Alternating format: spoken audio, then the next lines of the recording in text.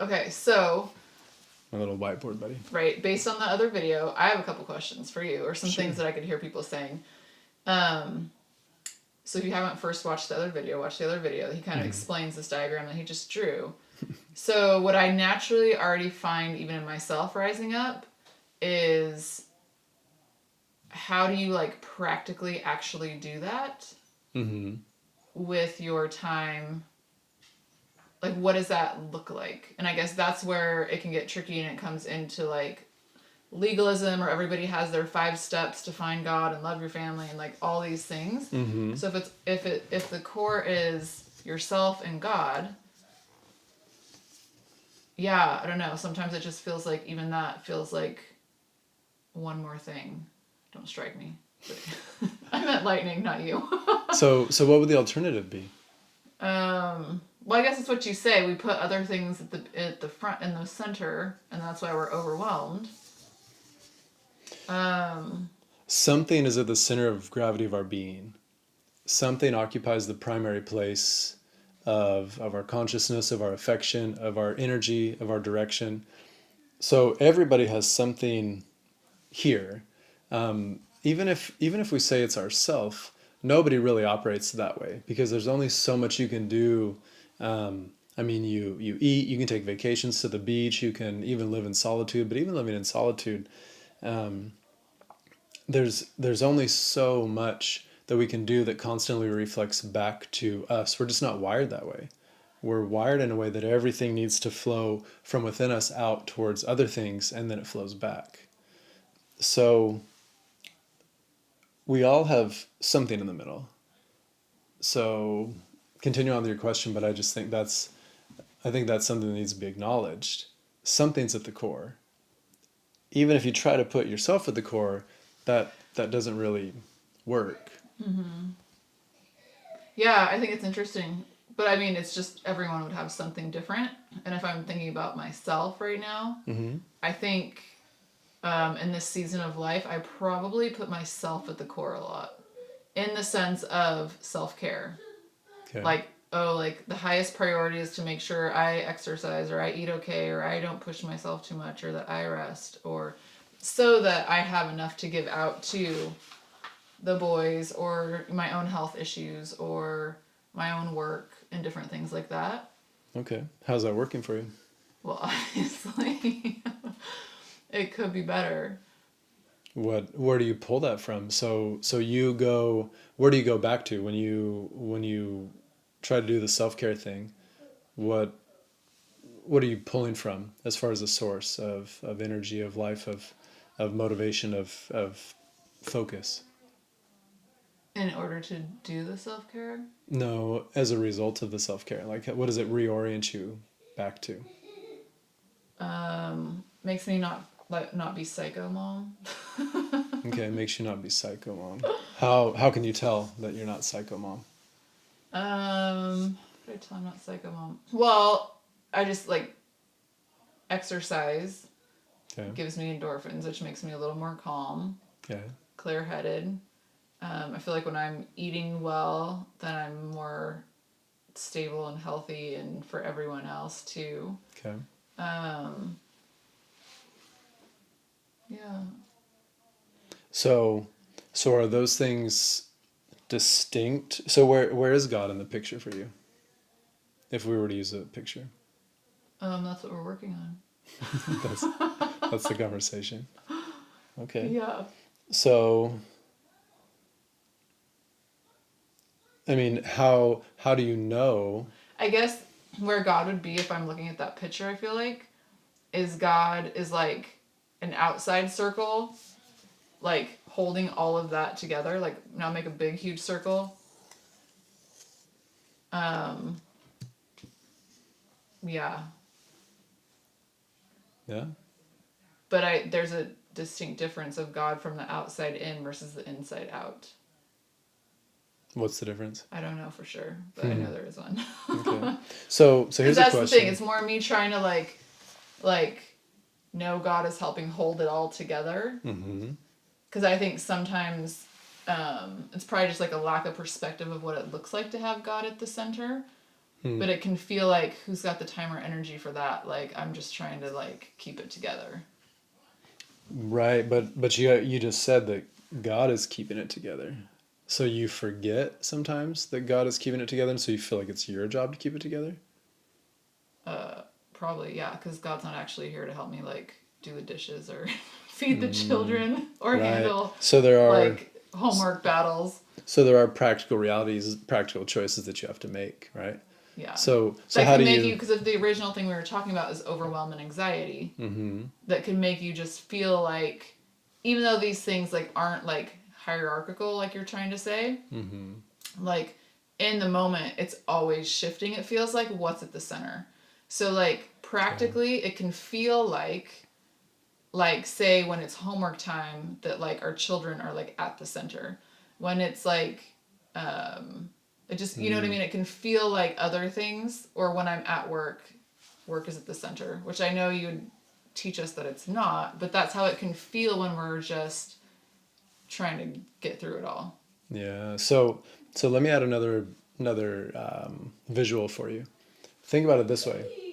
What if you have something in the center that's an orbit, and then you have these other kind of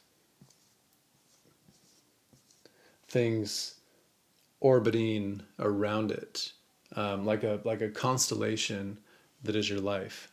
And if you think about it, not in terms of you have to imagine kind of the energy on this visual, right? So sometimes what happens is the energy is around this thing, or maybe it's the need is around this thing, and so our life is a constant paying attention to the constellation of all these moving parts.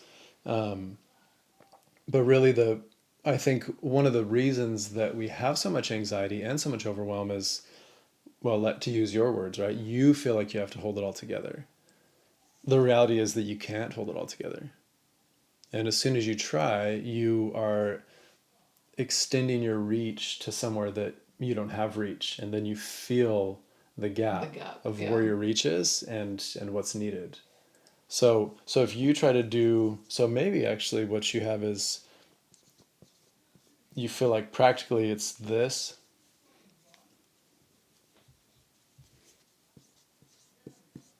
and this, and God is kind of out here, kind of just watching you flail because you don't know practically, like you're trying to remember practically what it looks like to to rest in the fact that God is actually holding it all together. God is also at the center. And what that means that you are here is that you give physical, emotional, verbal expression to the life of God towards all these things, that you participate in it. And so this is actually the life of God flowing with you, through you, to all of these areas that have been entrusted to you. But if you forget that, because one of my questions would be, well, how do you know you're a better mom? Like when you exercise, when you eat better. So you say you do self-care so that you're a better mom. How do you know what better is?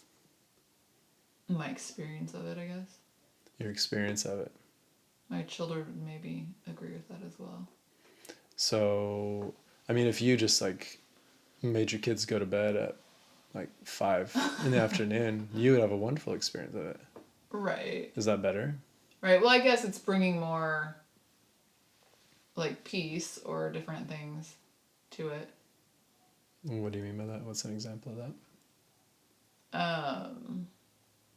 Well, just moving your body, getting outside, getting my exercise just puts me in a different headspace than if I'm just like, meh.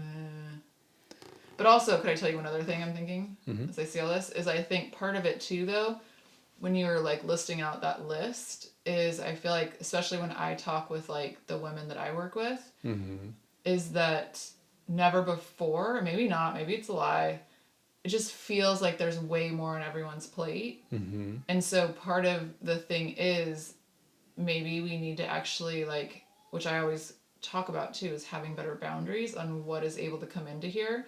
Because, like, that alone right there is like, okay, yeah, practically in this season of our life, pretty much for me, it would be like family, self, and work. Like, those are the three that have to kind of, like, in community and church, like, I need that for other things in my life, but sometimes they have to pause in order for me to make sure. So for me to keep God at the center, I just can't add too many things to my plate. Right now, with the demands, it's almost like knowing, like, the energy, if you have like 100%. Like, if you're a parent with young kids or whatever, whatever you have going on, like right now, the kids take up a way higher percentage, whereas maybe in 20 years, community and church and outreach and all these other things will fill up more of a percentage of that. I don't know if that's completely off track, but... No, that makes sense. I mean, you only have so much time, you only have so much energy, and so learning to live within your limits. And I think maybe that's part of what self-care is to me, is it's a reality check that, like, I know that if I'm getting, like, that in, that it's almost a sign of the whole priority puzzle being a little bit in check in a good way. Because if I don't have time to exercise, or if I don't have time to stop and pause, or like that, I guess ultimately too, that is where I actually do check in with God. I like blast worship music as loud as I can in my headphones, or I get out in nature, and that's where I, like, for a minute realize that there's a bigger piece to this whole life thing. So that's ultimately, I guess, why self-care and God are kind of like together. Kind of more connected than... Was that what you were trying to say? Interesting. So it's not so split. Huh, what a novel concept. Yeah, I should just let you do your talks. My wife just coached herself around to the very thing that I'm proposing. Right. I just had to hash it out, because I feel like it's the, like, yeah, but what about this? Or it's like you can hear people say something, but unless you flesh it out in your own life, which is why everyone needs a coach, to just hash these things out and come to that conclusion, like, oh, like, so actually I am doing that, because for me it's so intertwined that my exercise time, it used to be like I would journal, or I would read my Bible, or I would do it. Those were like the more set things. But now it's, I get out in nature and I'm reminded, or the worship music in my headphones. So you get out of nature and you're reminded what? Just that there's like a bigger piece here. My heart feels like connected to the... Oh, so you're reminded that there's a bigger piece that you're a part of. Yeah. Oh. There you go, folks. There's my inner world all on display for you. All the craziness. How's your anxiety level? Just going up, because I'm like, oh, that sounds kind of crazy. But no, it's interesting. Is it interesting as well? Isn't it interesting as well that Jesus says, do not worry. Do not be overly concerned for what you will eat, what you will drink, what you will wear, because your Heavenly Father knows you need these things. He says, so seek first the kingdom of God and rightness there, right orientation there, and all these things will be added to you. Right. Tune in to God all around, and then all of a sudden you realize all those are encompassed in Him. And that God is the one holding it all together and able to meet those needs. And you participate in it, but you keep it rightly oriented. That feels a little less overwhelming. Interesting. It's funny how Jesus can do that.